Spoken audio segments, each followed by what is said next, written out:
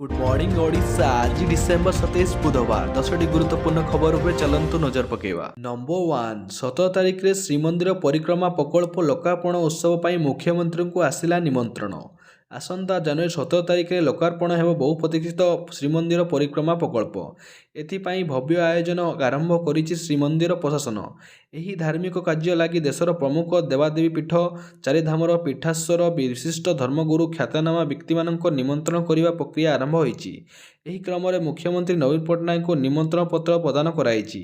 ଆଜି ପ୍ରଥମେ ଲିଙ୍ଗରାଜଙ୍କୁ ନିମନ୍ତ୍ରଣ କରିବା ପରେ ମୁଖ୍ୟମନ୍ତ୍ରୀ ନବୀନ ପଟ୍ଟନାୟକଙ୍କ ପରିକ୍ରମା କାର୍ଯ୍ୟକ୍ରମରେ ଯୋଗଦେବା ପାଇଁ ନିମନ୍ତ୍ରଣ ପତ୍ର ପ୍ରଦାନ କରିଛନ୍ତି ସେବାୟତ ପ୍ରତିନିଧି ଟିମ୍। ନମ୍ବର 2 ୟୁଟ୍ୟୁବରେ ବିଶ୍ୱର ନମ୍ବର 1 ନେତା ପାଲଟିଲେ ପ୍ରଧାନମନ୍ତ୍ରୀ ନରେନ୍ଦ୍ର ମୋଦି। ପ୍ରଧାନମନ୍ତ୍ରୀ ନରେନ୍ଦ୍ର ମୋଦି ବିଶ୍ୱର ନମ୍ବର 1 ନେତା ଭାବେ ୟୁଟ୍ୟୁବ୍ ଚ୍ୟାନେଲରେ 2 କୋଟି ସବସ୍କ୍ରାଇବର ଉପଲବ୍ଧି ହାସଲ କରିଛନ୍ତି। ତାଙ୍କର ଭିଡ଼ିଓ ଗୁଡ଼ିକ 450 କୋଟି ଥର ଦେଖାଯାଇଥିବା ବେଳେ ସବସ୍କ୍ରାଇବର ଭିଡ଼ିଓ ଭ୍ୟୁ ଏବଂ ରାଜନୈତିକ ନେତାମାନଙ୍କ ଦ୍ୱାରା ୟୁଟ୍ୟୁବରେ ପୋଷ୍ଟ କରାଯାଇଥିବା ଭିଡ଼ିଓର ଗୁଣବତ୍ତା ମାମଲାରେ ସବୁଠାରୁ ଆଗରେ ରହିଛି। ଏକମାତ୍ର ନେତା ଭାବେ ନିଜର ବ୍ୟକ୍ତିଗତ ଚ୍ୟାନେଲରେ ସର୍ବାଧିକ ସବସ୍କ୍ରାଇବର ହାସଲ କରିବାର ଗୌରବ ହାସଲ କରିଛନ୍ତି। ତାଙ୍କୁ ବାଦ୍ ଦେଲେ ଦ୍ୱିତୀୟ ସ୍ଥାନରେ ବ୍ରାଜିଲ ପୂର୍ବତନ ରାଷ୍ଟ୍ରପତି ଜେୟର ବୋଲସୋନାରୋ ଅଛନ୍ତି, ଯାହାଙ୍କର ସବସ୍କ୍ରାଇବର ସଂଖ୍ୟା ରହିଛି 64 ଲକ୍ଷ। ନମ୍ବର 3 ପେଟିଏମ୍ରେ 1000 ଜଣ କର୍ମଚାରୀଙ୍କ ଛଟେଇ। ନୂଆବର୍ଷ ପାଖେଇ ଆସୁଥିବା ବେଳେ ପ୍ରଯୁକ୍ତି ଜଗତରେ ପୁଣି ଥରେ ଛଟେଇ ଋତୁ ଆରମ୍ଭ ହୋଇଛି। ଖୁସିର ଏହି ସମୟ କିଛି କର୍ମଚାରୀମାନଙ୍କ ଲାଗି ଦୁଃଖର କାରଣ ହେବାକୁ ଯାଉଛି। ପେଟିଏମ୍ ଏହାର 1000 ଜଣ ଅଧିକ କର୍ମଚାରୀମାନଙ୍କୁ ଛଟେଇ କରିଛି। ଖର୍ଚ୍ଚକାଟ କରିବା ଏବଂ ବ୍ୟବସାୟ ଉପରେ ନିୟନ୍ତ୍ରଣ ହାସଲ ଲାଗି କମ୍ପାନୀ ଏହା ନିଷ୍ପତ୍ତି ନେଇଛି। ଏହାଦ୍ୱାରା କମ୍ପାନୀ ଖାତାରେ ନାମ ଥିବା 10% କର୍ମଚାରୀ ପ୍ରଭାବିତ ହେବେ। ନମ୍ବର 4 ଦେଶରେ କରୋନା କାରଣରୁ 3 ମୃତ୍ୟୁ, 412ଟି ନୂଆ ମାମଲା ଚିହ୍ନଟ। ଭାରତରେ କରୋନା ଭାଇରସ ମାମଲା ପୁଣି ବଢ଼ିବାରେ ଲାଗିଛି। 24 ଘଣ୍ଟା ମଧ୍ୟରେ ଦେଶରେ ମୋଟ 412ଟି ନୂଆ ମାମଲା ଚିହ୍ନଟ ହୋଇଛି। 24 ଘଣ୍ଟା ମଧ୍ୟରେ 293 ରୋଗୀ ସୁସ୍ଥ ହୋଇଛନ୍ତି। ଗତ 24 ଘଣ୍ଟା ମଧ୍ୟରେ କରୋନା ଯୋଗୁଁ 3 ଜଣଙ୍କ ମୃତ୍ୟୁ ହୋଇଛି। ଏହି 3ଟି ମୃତ୍ୟୁ କର୍ଣ୍ଣାଟକରେ ଘଟିଛି। ବର୍ତ୍ତମାନ ଦେଶରେ 4170ଟି ସକ୍ରିୟ ମାମଲା ଅଛି। ନମ୍ବର 5 ଆସନ୍ତା 30ରେ ଅମୃତ ଭାରତ ଟ୍ରେନ୍ର ଉଦ୍ଘାଟନ କରିବେ ପ୍ରଧାନମନ୍ତ୍ରୀ। ବନ୍ଦେ ଭାରତ ପରେ ଏବେ ଅମୃତ ଭାରତ। ଦେଶରେ semi high speed train Vande Bharat ଚଳାଚଳ କରିବା ପରେ ଏବେ ସୁପରଫାଷ୍ଟ ଅମୃତ ଭାରତ ଟ୍ରେନ୍ ଚଳାଚଳ କରିବା ପାଇଁ ଯାଉଛି। ପ୍ରଧାନମନ୍ତ୍ରୀ ନରେନ୍ଦ୍ର ମୋଦି ଆସନ୍ତା 30 ତାରିଖରେ ଏହାର ଶୁଭ ଉଦ୍ଘାଟନ କରିବାକୁ ଯାଉଛନ୍ତି।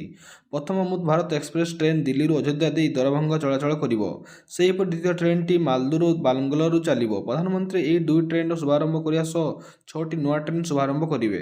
ନମ୍ବର 6 24 କୋଟି କମ୍ପ୍ୟୁଟର ଅଲୋଡା ହୋଇଯିବ। ୱିଣ୍ଡୋଜ୍ 10କୁ ସପୋର୍ଟ ବନ୍ଦ କରିବ ମାଇକ୍ରୋସଫ୍ଟ। ମାଇକ୍ରୋସଫ୍ଟ ପକ୍ଷରୁ ୱିଣ୍ଡୋଜ୍ 10କୁ 2025 ଅକ୍ଟୋବର 14ରୁ ସପୋର୍ଟ ବନ୍ଦ କରାଯିବ। ଏହାଦ୍ୱାରା ଏକ ବଡ଼ ସମସ୍ୟା ସୃଷ୍ଟି ହେବାକୁ ଯାଉଛି। ବିଶ୍ୱବ୍ୟାପୀ ପ୍ରାୟ 24 କୋଟି କମ୍ପ୍ୟୁଟର ବର୍ଜ୍ୟରେ ପରିଣତ ହୋଇଯିବ। ୱିଣ୍ଡୋଜ୍ 10କୁ ଅପଗ୍ରେଡିଂ ସିଷ୍ଟମରେ ଚାଲୁଥିବା କମ୍ପ୍ୟୁଟରଗୁଡ଼ିକ ୱିଣ୍ଡୋଜ୍ 11କୁ ଅପଗ୍ରେଡ୍ ହେବାକୁ ପଡ଼ିବ, ଅନ୍ୟଥା ତାହା ଆଲୋଡା ହୋଇଯିବ। ମାଇକ୍ରୋସଫ୍ଟ ଏହି ନିଷ୍ପତ୍ତି ଲାଗୁ ହେବାକୁ ଆଉ 2 ବର୍ଷ ବାକି ଅଛି।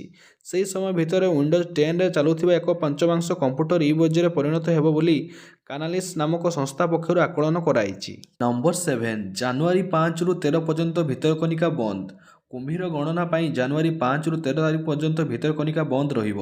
9 ଦିନ ଧରି ବନ୍ଦ ରହିଥିବା ପର୍ଯ୍ୟଟକ ନ ଆସିବାକୁ ରାଜନଗର ବନ ବିଭାଗ ପକ୍ଷରୁ ସୂଚନା ଦିଆଯାଇଛି। ବୋଟ୍ ଚଳାଚଳ ବନ୍ଦ ହେଲେ ନଦୀର ଜଳ ସ୍ଥିର ରହିବା ପରେ କୁମ୍ଭୀର ଗଣନା ହେବ। ଭିତରକନିକାରେ ଥିବା ନଦୀ ନାଳଗୁଡ଼ିକରେ ବଉଳା କୁମ୍ଭୀରଙ୍କ ଗଣନା କରାଯିବ। ସକାଳ ଓ ସନ୍ଧ୍ୟା ସମୟରେ ହୁଲି ଡଙ୍ଗା ସାହାଯ୍ୟରେ ହେବ ଗଣନା। ନମ୍ବର 8 ଜାନୁଆରୀ 15ରୁ ବରଗଡ଼ ବିଶ୍ୱପ୍ରସିଦ୍ଧ ଧନୁଯାତ୍ରା। ଜାନୁଆରୀ 15ରୁ ବରଗଡ଼ରେ ଆରମ୍ଭ ହେବ ବିଶ୍ୱପ୍ରସିଦ୍ଧ ଧନୁଯାତ୍ରା।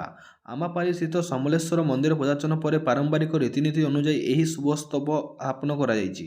ଭଜନ ଓ ସଂକୀର୍ତ୍ତନ ତାଳେ ତାଳେ ଏକ ଶୋଭାଯାତ୍ରା ଗାଁ ପରିକ୍ରମା କରିବା ସହିତ ଅତିଥିମାନଙ୍କ ଗହଣରେ ଏହି ଶୁଭ ସ୍ତମ୍ଭ ସ୍ଥାପନ କରାଯାଇଛି। ଏଥିସହିତ ଧନୁଯାତ୍ରାରେ କୃଷ୍ଣ, ବଳରାମ, ବାସୁଦେବ, ଦେବକୀ, କଂସ ଇତ୍ୟାଦି ଭୂମିକାରେ ଅଭିନୟ କରୁଥିବା କଳାକାରମାନଙ୍କୁ ମଧ୍ୟ ବରଣ କରିଛି ଗୋପପୁର ଯାତ୍ରା କମିଟି। ନମ୍ବର 9 ଆର୍ବିଆଇ କାର୍ଯ୍ୟାଳୟକୁ ବମ୍ ଲଗାଇ ଉଡ଼ାଇ ଦେବାକୁ ଧମକ। ମୁମ୍ବାଇ ସ୍ଥିତ ରିଜର୍ଭ ବ୍ୟାଙ୍କ ଅଫ୍ ଇଣ୍ଡିଆ କାର୍ଯ୍ୟାଳୟକୁ ଏକ ଧମକପୂର୍ଣ୍ଣ ମେଲ୍ ମିଳିଛି। ଏହି ମେଲ୍ରେ ଆର୍ବିଆଇର ଗଭର୍ଣ୍ଣର ଶକ୍ତିକାନ୍ତ ଦାସ ଏବଂ ଅର୍ଥମନ୍ତ୍ରୀ ନିର୍ମଳା ସୀତାରମଣଙ୍କ ଇସ୍ତଫା ଦାବି କରାଯାଇଛି। ଯଦି ଇସ୍ତଫା ନ ଦିଅନ୍ତି ତେବେ ଆର୍ବିଆଇ କାର୍ଯ୍ୟାଳୟକୁ ବମ୍ ଲଗାଇ ଉଡ଼ାଇ ଦେବାକୁ ଧମକ ମିଳିଛି। ଆର୍ବିଆଇ କାର୍ଯ୍ୟାଳୟ ବ୍ୟତୀତ ଏଚ୍ଡିଏଫ୍ସି ବ୍ୟାଙ୍କ, ଆଇସିଆଇସିଆଇ ବ୍ୟାଙ୍କ ସମେତ 11ଟି ସ୍ଥାନକୁ ବମ୍ ଲଗାଇ ଉଡ଼ାଇ ଦେବାକୁ ଧମକ ଦିଆଯାଇଛି। ନମ୍ବର 10 ମଙ୍ଗଳବାରରୁ ରାଉରକେଲା କୋଲକାତା ମଧ୍ୟରେ ସିଧାସଳଖ ବିମାନ ସେବା। ରାଉରକେଲାରୁ କୋଲକାତା ସିଧାସଳଖ ବିମାନ ସେବା ମଙ୍ଗଳବାର ଆରମ୍ଭ ହେବ। ଆଭାଲାନ୍ସ ଏୟାର ପକ୍ଷରୁ ଏହି ସେବା ପ୍ରଦାନ କରାଯିବ। ସପ୍ତାହକୁ ମଙ୍ଗଳବାର, ଗୁରୁବାର ଏବଂ ଶନିବାର ଆଉ 3 ଦିନ ଏହି ବିମାନ ଚଳାଚଳ କରିବ। ମଙ୍ଗଳବାର ପୂର୍ବାହ୍ନରେ 11ଟାରେ କୋଲକାତାରୁ ପ୍ରଥମ ବିମାନଟି ବାହାରି ରାଉରକେଲା ଅପରାହ୍ନ 12:30ରେ ପହଞ୍ଚିବ। ସେହିଭଳି ରାଉରକେଲାରୁ ଅପରାହ୍ନ 3:50ରୁ ବାହାରି କୋଲକାତାରେ ଅପରାହ୍ନ 5:20ରେ ପହଞ୍ଚିବ। ଏହି ବିମାନ ସେବା ପାଇଁ ଟିକେଟ୍ ଦର 1999 ରହିଥିବା ଜଣାପଡ଼ିଛି।